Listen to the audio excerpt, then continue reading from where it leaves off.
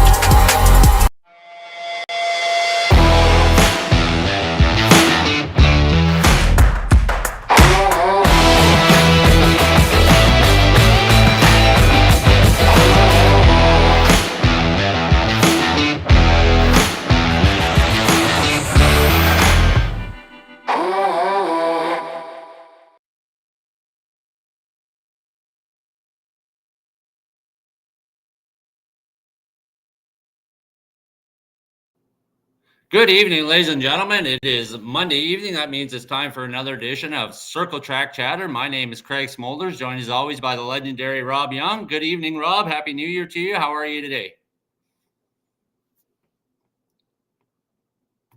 It's been a interesting New Year's and Christmas, and I'm glad to get back. Went back to work this morning, so I'm glad to be back to work. Did you have a good Christmas? Was Santa Claus good to you? Did you get all the stuff you wanted? Yes, sir. Santa's always good to me. Did Lots of you? socks and underwear and candy. But no late model or no race car parts or anything. Nope. No, so that's leave that to the younger guys. Yeah, there you go. Well, like I said, it is Monday evening, and that means we're getting ready for having another discussion here. We're going to be talking to a mini stock driver from Maryville Speedway. We're going to be talking to Jeremy Cooper this evening. Jeremy did do some racing down at Buxton Speedway. They came down there for the big mini stock race that we had, and they showed up on a regular Saturday night. And I went up there and I watched some of them boys do some racing at Merrittville and Humberstone, and they put on a good show. And I know there's a lot of people out there that's mini stocks, 4 cylinders, and street tires, and we don't care. But you know what? A race car is a race car as far as I'm concerned. I think every racer, whatever they're driving, however many cylinders they're using, they deserve all the respect from the fans. So we're gonna talk to Jeremy, and like I said, I mean, they came down to Buxton Speedway. I put out the call, and a whole whack of them showed up. It was a good show. They put on a good time. So we're gonna talk to him about all that. But what's your opening remarks on Jeremy Cooper, Rob? Well, he's a winner. He's won at 3 different tracks. I mean, sometimes it's tough for a driver to win on one track, and he's won at Humberstone. He's won at Merrittville, and he's won at Buxton. So he's a good runner, and there's a lot of them. So like it's a pretty tough crowd. Yeah, absolutely. There's on any given night, any mini stock can win a race, and I mean well, yeah, we'll talk about all that. But let's get Jeremy Cooper in here and let's have a quick chat with him.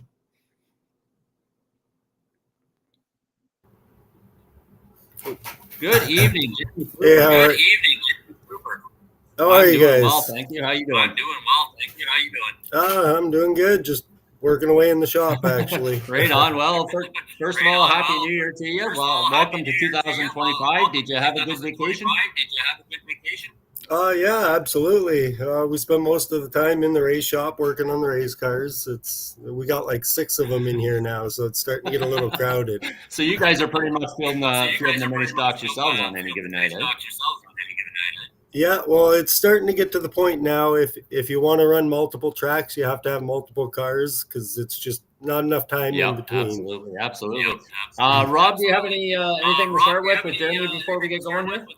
Well, that's interesting to know that you might want to use a different car to different track, and I know that Jeremy also does some enduro racing and stuff like that. We're going to talk to him later, and that takes a different car too. So yeah, I'm looking forward to hearing everything Jeremy has to say. So go ahead, Greg. All right. Well, I always like to start just the same way. Why don't you tell us how you kind of got into racing? Did you grow up a racing fan? Did you have family in racing, or you just ventured to racetracks? How'd that all work out for you? I pretty well grew up right there, actually, in a family of racing. That was my dad, and he raced my whole life pretty well. And once he stopped racing, my older sister started racing, and after that, I jumped into enduros and hopped into racing myself. But yeah, it was my dad that really actually made me start racing. And you grew up around Maryville, Humberstone, Oswego, or did you kind of grow up racing it? Yeah, my dad mainly ran Humberstone Speedway every week, and he tried for Merrittville the odd time. And you were in the pits, you were on the pit crew, you were down there in the dirt, rolling around in the mud, working on things. I believe I was told at 2 years old I was in the grandstands in my mom's arms, and yeah, I was there until the pits later on in life too. So like Humberstone was pretty well my weekend home. That's cool. Rob, do you have any questions about any of that? So Jeremy, you said that your sister raced as well. She's your older sister? Yeah, my older sister. She goes by Holly Beals now. She married Tom Beals, which is the old race director at Merrittville and Humberstone. But yeah, I believe she was one of the first female mini stock drivers in Niagara. That's pretty cool. Whereabouts do you live, Jeremy? Like, what's your hometown? I live in Niagara Falls currently now, but my hometown's Chippewa, and I have a shop just outside of Okay. Chippewa. So you're right there, and it's cool that you've got a number of tracks right in your area, other than Humberstone closing at the end of last year. But Ashwegan and Marysville, and even there are a couple of asphalt tracks that are pretty cool down there too, with Flamborough and other than Cayuga closed. But I don't know, maybe one of these days it'll open up again. But, man, you're right in a really good area here. Yeah, we couldn't really ask for a better spot. There's a lot of places that you got to travel hours to get a track, and we have two really close, and even Buxton's only 3.5 hours to get there. So we can run 3-4 different tracks even if we want to go to Cornwall. So I like the location. I'm sure that a lot of the drivers are thinking of they can racing across the border. They can exchange and the money if you happen to be able to win over there. It's a good windfall for you. Do you ever racing across the border? So we haven't started quite dipping our toes over there yet. We were talking about it. The problem with that is they're just a little bit higher notch than we are with horsepower and competition. Like, we'll go out there, but we can't really keep up at this point with our rule package. Yeah. Okay, back to you, Fred. So Did you have something you wanted to add there, Jeremy? You pretty well have to build another car to be able to race over there. So did you, like you said, you were in the grandstand since 2 years old. Did you know that racing was something that you wanted to do, or did you just kind of work out that way? You know what I mean? Like, were you always wanting to race? Yeah, it's the kind of thing that I'm living the life that I figured I would. Clearly, everybody would hope you got a sprint car with a wing above your head, but clearly racing's racing in my eyes. It doesn't matter. And if you ask me, mini stock's one of the most competitive classes there are. And I kind of knew when I was younger I would be racing something, but I didn't think it was gonna be this many cars. Oh, that's awesome. Well, that's really cool. So at some point you decided that, you know what, I'm going to put a car together. Now, did you start in like enduro races, or did you go out there and run the mini stock right away? Actually, now that I really look back at it, I ran pure stock for a couple of years at Humberstone before I even actually started in the enduros. But it was a class that actually got canceled probably 5 or 6 weeks into actually running the class. So I switched to enduros after that, just because it was the cheapest class. For the lay people, can you explain the difference between a pure stock and a mini stock? So it's actually not even like the 4-cylinder pure stocks. It was like a pretty well tamed out street stock. So it was Monte Carlos and stuff like that, but you had street tires. You were only allowed a 305. It wasn't a crate engine. It was a little more affordable street stock. And it was pretty competitive, or like why did they cancel that class? It was a competitive class, but then also same idea as mini stock. There was too much money starting to get into it. So they made the class to be competitive and cheap, and it ended up expensive and competitive. So at that point, you might as well be in the street stock. Yeah, exactly. And it's unfortunate you can't unring a bell, right? Like when somebody discovers an advantage, then everybody has to copy it to be competitive, right? And it kind of kills the class and makes it expensive, unfortunately. But you had a good run at it anyway. I mean, you got started and then you went to the enduro race and got some experience, and then decided you wanted to do some mini stock racing. You started out at Humberstone there as well, or where did you start with the mini stocks? The mini stock, actually, I was working for Brad Rouse at the time doing windows and doors, and I kind of got hooked back into racing because I took some time off, hooked back into racing because of him, and he talked me into buying my first mini stock, and that was in 2018. And we, that car there, the black one, and we slapped him. I bought the car from someone who won it in a raffle. It was a previous Cole Hardy car, so I bought it, I put an engine in it and went racing, and it actually did really well right off the hop. That's awesome. I noticed that you put the number 92 on there, and your dad had the number 92. What's the significance of that number, Jeremy? Just when I was younger, I was about 7 years old. I went to a yard sale and I bought this toy car, and I was coming home and my dad was actually painting his first race car at the time. And he asked me, he's like, "What number are we doing it?" And of course, the little toy car was number 92. So that's the number, and we stuck with it. I love that story. It's been that since I was about 7. It's cool because most of the time it's a family number or it has some significance, but yours is just a little dinky car. That's awesome. Yeah, it just worked out that I got to pick the number, and that's the number I had in my hand. Rob, do you have any questions for Jeremy about any of that? So Jeremy is in the renovation business, doing floors and stuff like that. And so I imagine he's pretty mechanical. Jeremy, do you do your own chassis, like you do your own roll cages and stuff, or just mostly buy them complete, ready to go?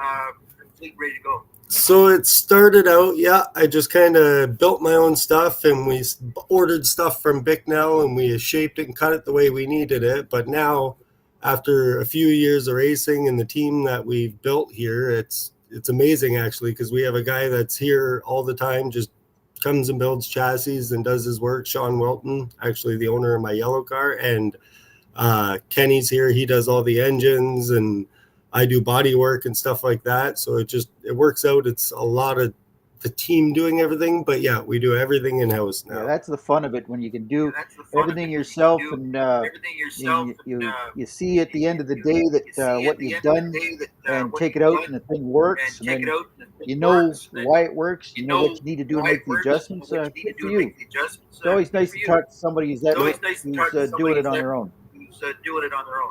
Yeah, no, absolutely. Yeah, we definitely build every one of our cars here. Good for you. Mine, Kenny Hare's.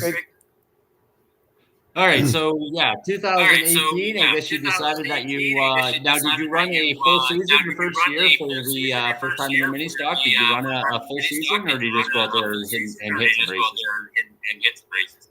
I ran the full season. I didn't really care about points or anything like that. I just went out and wanted to learn. So I ended up running the full season. I ended up getting a win my first season. I was running top 5 pretty well the whole season. I ended up getting 3rd at the All-Canadian that year. And just it worked out. So we did a little more research on what to do with these cars. As far as like I asked you earlier about the pure stock, and then you mentioned the Enduros as well, and then going up to the mini stock, as far as racing them, do they pretty well race the same, or is it a whole learning thing again when you got your mini stock? Yeah, they do. Definitely, it's the same idea. And if I can recommend it to anybody, is to race Enduros before you race mini stock, because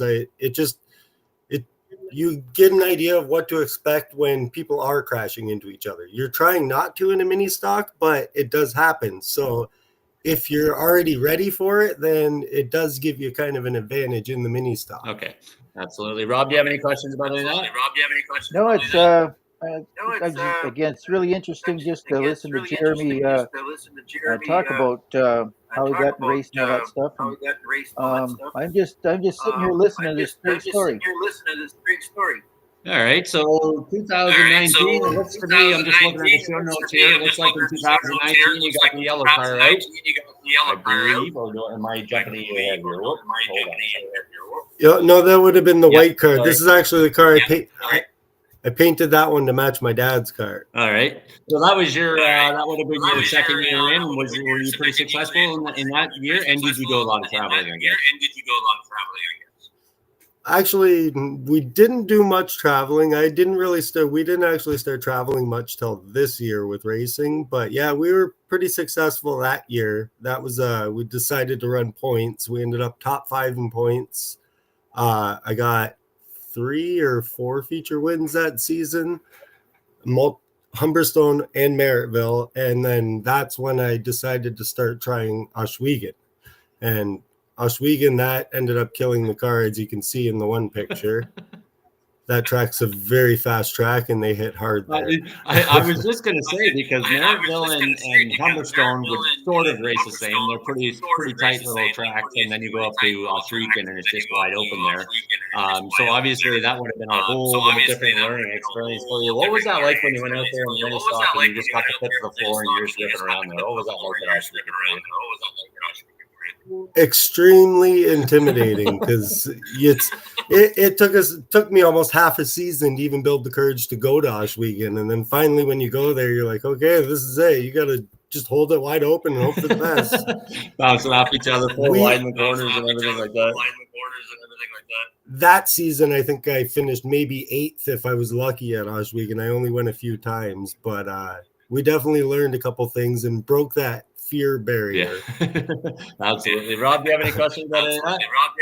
Well, Jeremy talks about running wide open like that. I've done that before at a track, and I'll tell you, you're sitting there wondering if the motor is going to blow up, and then it slows down for the turn, and away you go. It's an awesome feeling.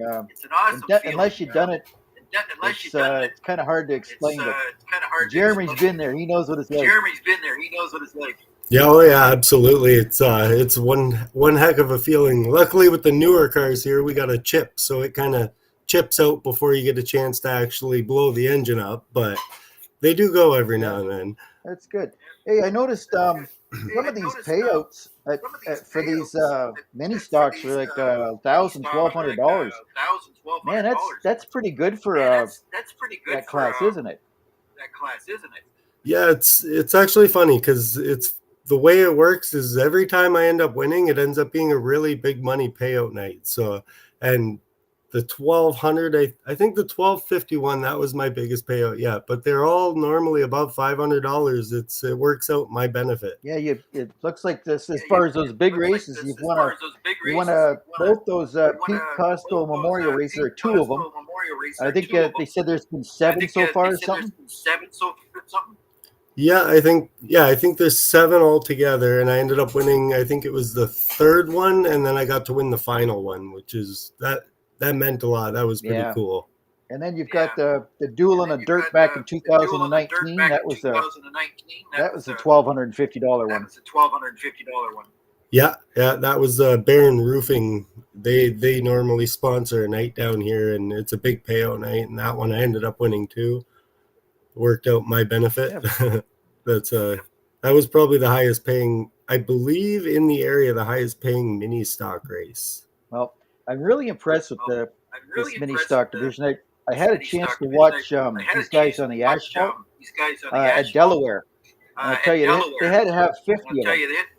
And they went for like caution free for about 30 laps.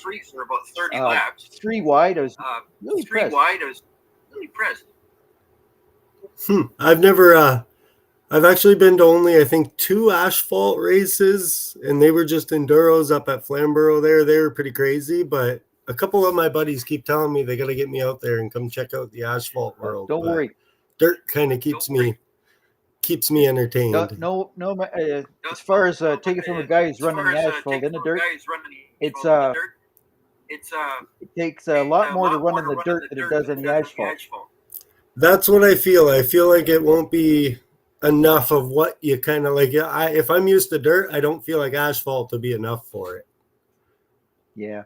The nice thing about dirt is that if you mess up on one lap, it's back in it again. A lap or 2, you're right back on the asphalt. Yeah, absolutely. Yeah. You nose to tail. Yeah, asphalt. Yep. Exactly. Once your tail, then you're screwed, and now you're sitting back for a while. You got that right. Anyway, back to you, Craig. All right, so that was 2019 we were talking about there, and then of course the COVID era hits and racetrack shut down. I know Humberstone had some spotty races. Merrittville had some spotty races. Did you do much racing during the COVID years? So at the beginning of the COVID, we did it was a big enduro at Merrittville, and it was 5,000 to win or something like that. And Kenny ended up going out and winning that. So I was so deterred. COVID killed everything for me. I think it was almost 2 years before I even went back to the racetrack, maybe a year. But it just, COVID made me not feel it anymore. So I kind of took some time off there. And that's when we focused on building Kenny Hare a car. And he won the Enduro for 5,000. So he ended up wanting to build a better mini stock, and we got him in a better car that year. Okay. And then I didn't race again until I drove that blue Volkswagen. I think I sent you a picture of there, but that was probably 2 years. Yeah, that car right there. That was my first race after COVID. And I believe that was 2022. So it was almost 3 years before I raced again. Okay. You mentioned, I just want to ask you, because you mentioned on here, did you guys grow up together? Like, were you buddies in school or whatever? Or did you just kind of start hanging out at the racetrack and get to know each other that way? It's actually funny how that works. Yeah. Well, like, we both were at the racetrack our whole life together and didn't even quite realize. And then we started doing Enduros and we raced together. And that's how we ended up meeting and hanging out, was the Enduros later on. But we both grew up at the track. It was funny. And then the next thing you know, you're building a car in your shop, right? Yeah, and all my dad's friends are friends with his parents, and it's just insane. We didn't even know each other. That's cool. Rob, do you have any questions on that? I'm looking at that Volkswagen, and Jeremy, I talked about earlier, but I started racing.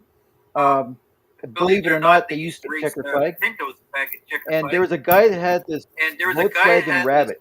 And he spanked them guys. That was funny. And it was really cool to see that. But Jeremy was telling me that you got a handle, but good handling car. Something's going on with my volume here. Can you hear me okay, Jeremy? Yeah, you're clear. It's probably mine. It's got an echo to it. I just missed what he said. Sorry. That's okay. All right. Well, we'll just quickly jump ahead to 2024. That's when you pull out the yellow car. Why don't you kind of walk us through your 2024 season and talk about the number X? So that car just kind of popped up because 2024 I didn't even plan on racing. It was less than a month before racing even started. Kenny's father-in-law had built a car and he planned on racing it. So he came to me and he was like, I got to go for surgery. Is there any chance you want to go out and race the car this year? And within a month, all of a sudden, we're out racing the X car. And that was, at first, it was very unsuccessful. I crashed it a lot. Seems like every week we went out, we broke it really bad. But then with a lot of work there, it kind of worked out and we got all the bends and tweaks out of it and it started doing good. Then once I finally got a win at Oswego, the car seemed to work awesome after that. It got a win at Oswego, then I went to Humberstone, got a win there.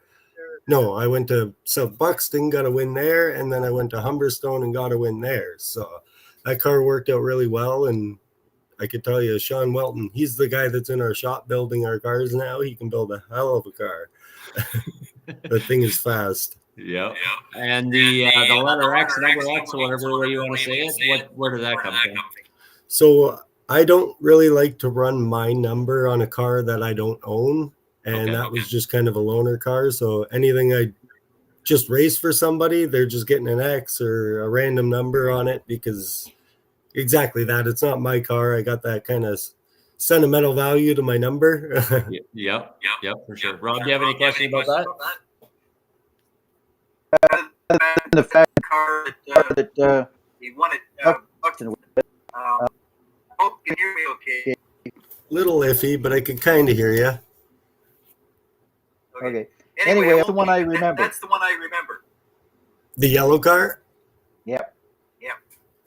Yeah, no, that was definitely a fast car. But like I said, that car wasn't even mine. I was driving it for the owner of the car, and I appreciate definitely everything because I ended up getting 3 wins out of it. Yeah. Okay, back to you, Craig. All right, so 2024 season, we've kind of made our way to that. You said that you won a race out of Squeak, and what was that like? Winning it out of Squeak, and what was that like for you?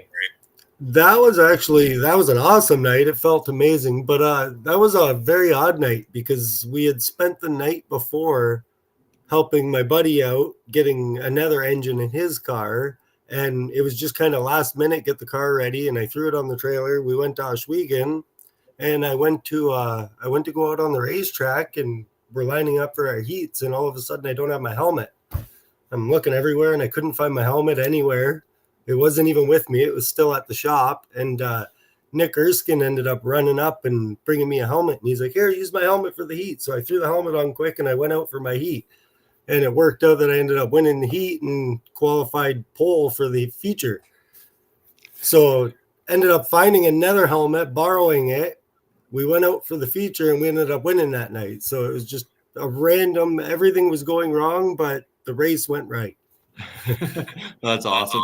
So I don't know what order it would have happened in, but at some point during the season, Maryville would have rained out. So all you guys would have been watching Circle Track Chatter on a Saturday night because you would have been at home drinking beer watching Circle Track Chatter. And you got this extremely annoying sort of announcer guy doing stuff in the grandstands. And he says, "Let's get some mini stocks out here, guys." And all of a sudden, you guys showed up in mass. Like there was a whole whack of you guys. And you guys showed up with your mini stocks and put on a good show. You win it on Sweet, and then you win. Well, you didn't win that night, but I mean, eventually you come to Buxton Speedway and win. But what was your first experience at Buxton Speedway? Because even on Sweet Speedway, it's a little bit flatter than Buxton. You come out on the track at Buxton, and you're really looking at some turns there. What was that like for you? Buxton is an awesome racetrack. I love that track. To me, it feels like it's very close to Oswego, just it's set down in a bowl. I think that track is wicked though. And the first time going there, it was a little intimidating just because you didn't know what was going on. You never touched the track. And then the first time we touched the track, it was a hot lap. So it was just nothing but slop. But once that track came in, you had to get a couple laps in, but it felt to me just like Oswego. I like that track a lot. It worked. And awesome. Even then, the first night we did go up, I ended up getting a flat tire, but Kenny Hare ended up winning it too. So it was a good weekend. Even the whole experience was awesome. The whole weekend. Yeah, absolutely. And even seeing you guys in the races beforehand, because I never expect anyone from Maryville to show up or anything. And you guys are shaking hands. Hey, we know you. We're listening to your broadcast and stuff. And like I said, there was a whole pile of you guys. You guys were cool to hang out with and talk to. So, yeah, I just wanted to take this opportunity to kind of say thank you for showing up and getting the whole gang together. And then we ended up doing the big mini stock race, and you guys all showed up for that too. That was really cool. So obviously you're kind of a fan at Buxton Speedway because you ended up winning that second race when you guys showed up. So you got a little bit of a heart. We got an enduro race coming up here. You are an enduro racer. We have an enduro race at Buxton Speedway coming up in here in February. Any chance we're going to see you guys out there? We were talking about it. Like I said, I can't really make a guarantee because it is a long trip for an enduro race, and we're not sure if anybody's going to have the time off. But if we do, it'll be a last minute thing. We'll just show up with a couple cars and see what happens. But we'd love to come up. It's just a little cold and a little far for an enduro trip. We definitely plan on making a couple more trips with the mini stocks next year. Whenever we're off from Merrittville, we're going to take the trip up. But I'm unsure about the enduro yet. All right. Well, I mean, I hope you guys make it. Like we had an enduro race at Buxton Speedway a couple of years ago in the winter time, and it was it was really cold. But the sun was shining. There was no wind. It was an absolutely beautiful day. And I mean, for the first time, it was actually a good time. So it would be really cool if you guys could make the trip down. Well, like I said, we'll see what we can do. There was a couple talk about it, a little bit of talk about it. So you never know. We might just show up. Awesome. Very cool. Rob, do you have any question about any of that? Well, I hope Jeremy can hear me okay. But he would get on to win that enduro race at Buxton with his experience with the mini stock and already having a feature win there. And I would. Yeah, I don't know. It's been a few years since the enduros. I don't know if I got it still with that one. They're getting a little crazier out there. You're gonna have to start putting roll cages in cars soon. You're only 35 years old. You still got a bunch of years ahead of I you. agree, but I want to enjoy them too. Back to you, Craig. All right. Well, we're just going to take a quick second here away from racing because we're kind of rushing through this, unfortunately, because we got started late. But anyway, stepping away from racing, I know you kind of said that you kind of do some renovation stuff earlier, but as far as your home life, are you married or not married? Do you have children? Do you own a house? What kind of stuff is going on at home for you, Gary? No, I just rent a shop. I got no kids, no wife, none of that. It's the only way you can really afford to race and spend all your time in the shop working on race cars. Maybe one day, I don't know, but right now I'm content just living life at home or living life by myself and working on the shop. Are you a racing fan at home? Are you watching the NASCAR or the Flow Racing or whatever on TV? I'm not going to lie to you. I don't think I've watched NASCAR since they started doing this whole staging thing and haven't really paid much attention to it. I was kind of an old school NASCAR person and they changed too much on me. I'm low technology. Yeah. As far as I'm concerned, without going on a NASCAR bashing fest here, I think they've over-engineered the cars. They've taken the race right out of the driver's hand and they've put it into the engineer's hand. So it's unfortunate that it's not really racing, but that's not because we're not here to bash NASCAR. That's their own product and their own thing. Some people like it and some people don't. Right? Absolutely, that's it. It's not quite my thing anymore. No, exactly. Rob, do you have any questions about that? Well, I won't bash NASCAR either, but heck, I don't even know most of the drivers anymore. I mean, I know that's my problem. And Kyle Larson, but some of the rest of the guys I don't know.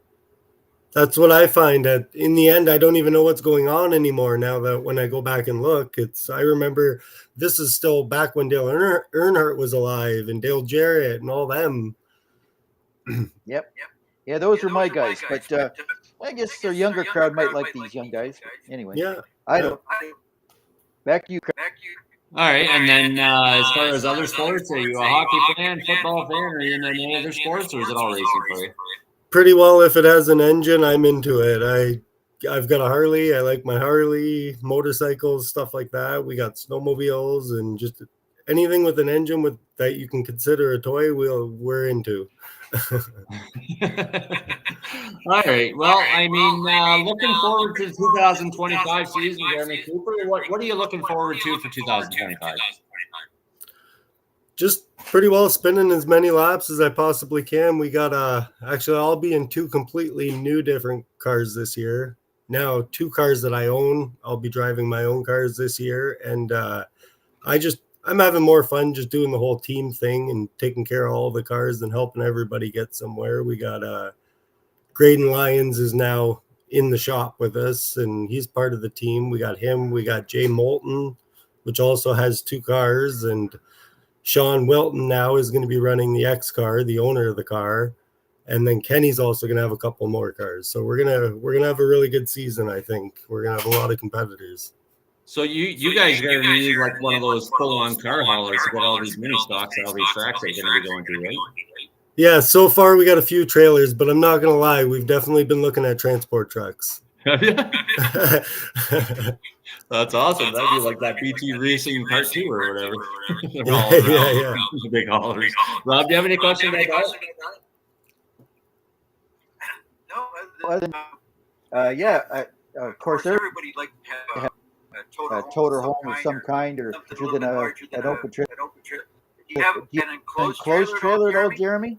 So pretty well, like my best friend, he's pretty well my brother, but he does have an enclosed trailer I used through 2018, 2019, but I'm kind of starting to like the whole open trailer concept. You get a lot of looks while you're driving down the highway and people can see the car, and I like it. And the cars stay in the shop anyways overnight, so we don't really need the enclosed.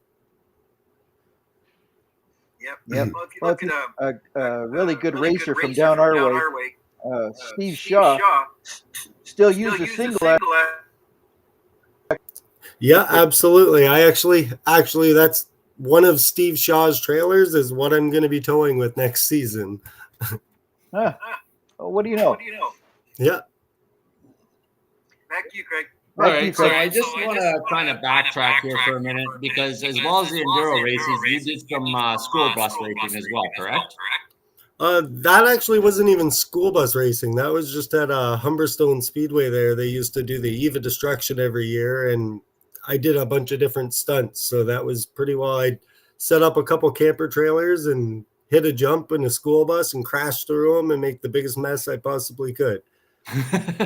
well, you're the first driver that we've had on here on this show to talk about these buses. So why don't you kind of walk us through what's all involved in that? Did you have to do a lot of beefing up of the frame and stuff like that, or you just go out there and run it as it is, run it factory, and just destroy everything?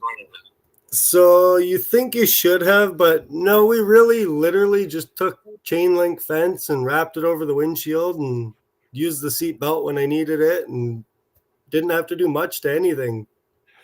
The one year we actually stuck a car inside a camper trailer, and then when they counted down, I crashed through the camper trailer, came around, then hit the jump and crashed through that. That was a little more prep that year, but it was about as redneck and hillbilly as you could think. do you have any plans of wrecking more school buses in the future? All depends. Like I said, Humberstone was the place that we always got away with it and allowed us to do it. Maybe if Buxton wants me to, I can figure something out there, come up there and jump a bus through a couple campers or something like that. But right now down here, there's not really much of that going on. Okay, so now you're kind of gonna shelf the plans for a little while and just focus on the mini stock, right? Yeah, Humberstone was the place for that, and unfortunately, they're gone. Rob, do you have any questions about any of that? Cool. You're all into it. School buses, mini stocks, the endurance cars. I really like the kind of driver you are, Jeremy. You do everything yourself, and then you're in the entertainment business. Yeah. I just don't get paid enough for the entertainment business. I wish it was in movies. Good for you. Oh, that's cool.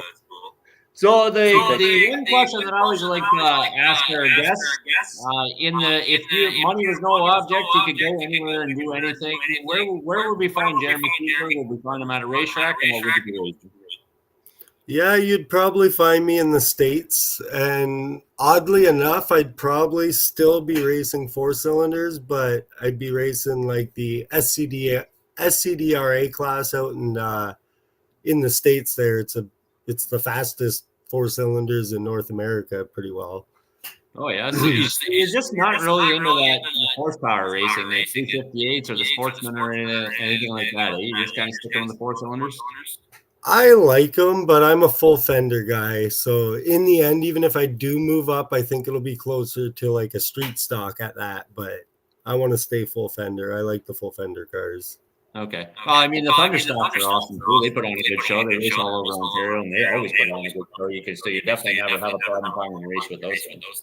Yeah, no, there's definitely, that would be the only other class I think I'd move up to, unless it's just somebody says, here, you want to try this class and I could try their car, I'll do that. But other than that, I'd probably invest my money towards Thunder stock, if anything. All right, cool. I have no other questions for you. Do you have anything that you think we need to know about Jeremy Cooper before we let you off the hook here? Not really. If you need any mini stocks built, let us know. Other than that, I think we pretty well covered it all. Very cool. Rob, do you have any other questions for Jeremy before we let him go here? Oh, it's just nice to talk. Jeremy. He's the kind of driver. Was always a fender guy. I was always a fender guy. I liked Indy cars or anything else. Did a lot of most of the stuff myself. So we're on the same page, Jeremy. I can't wait to meet you. Yeah, absolutely. And like I said, if you guys don't come down here this year, we're definitely coming up there. At some point, we'll be up there. And as soon as our season's over here, we'll be spending the rest of the time up there. So we love it up there. It's a good track, a really good track. Very cool. Well, we wish you all the best of luck in 2025, and hopefully you can make your way to Buxton Speedway. I'm sure that I'll be making my way down to Maryville. Unfortunately, we won't be able to go to Humberstone again this year, but you know, while I'm talking about it, last year I came up for the Humberstone race there, and I came to see you guys Kenny Hare run at Maryville on Saturday night, and then you went and turned around and won on Sunday night. And I just want to tell you, Jeremy, since I'm talking to you, how much I appreciate you giving us a shout out, Circle Track Chatter, Dirt Dog, everything that you were doing a shout out in Victory Lane at Humberstone. That was really cool, and we really appreciate it. And we just wish you all the best of luck in the future. Yeah, absolutely. It was awesome to be able to shout you guys out and help you guys move forward at least a little bit if we did, and bring friends up and show them and sell t-shirts and do all that. It's awesome to kind of help out the little guys. Yeah, absolutely. And I mean, I'm all about the mini stocks. I know, like I said before the show started here, some people are like, mini stocks, put them someplace else, but I'm not about that. I love the mini stocks. You guys always put on a good show, and I'll go to any track to watch mini stocks race. Well, we definitely appreciate you guys, because we wouldn't have some footage of Humberstone and stuff like that if you guys didn't come down there. And it's cool. Got a couple good Victory Lane pictures with you. Absolutely. All we got to do is drag Robin and his daughter Angela down there, and I got to come and watch you guys race too, right? Yeah, for sure. All right, Jeremy. Well, thank you very much for joining us on Circle Track Chatter, and I hope you have a great rest of the off season, and we'll see you at the track sometime. No problem. You too. We'll keep you guys updated. All right. Have a good rest of the evening. You too. Thanks, Jeremy. Take care. No problem. You too. Well, there you go, Rob. We know a little bit more about Jeremy Cooper, mini stock driver, calls Maryville Speedway home. What do you think of that?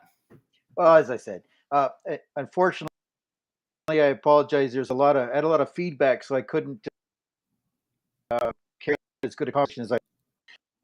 But the guy he's all in. It's for us to go racing on the Stunt Cars, and just he's a single guy. I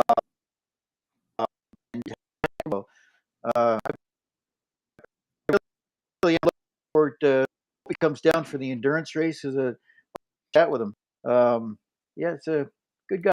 Yeah, absolutely, Rob. If they do make it down for the Enduro race or any time during the season, make your way over there and have a chat with them, because Jeremy Cooper, Kenny Hare, that whole group, Mason is in there. All those guys, I had a lot of opportunities to hang out with them. So if you get an opportunity, go say hi to them. They're just a great bunch of guys over there. So yeah, it'd be cool to see them come down.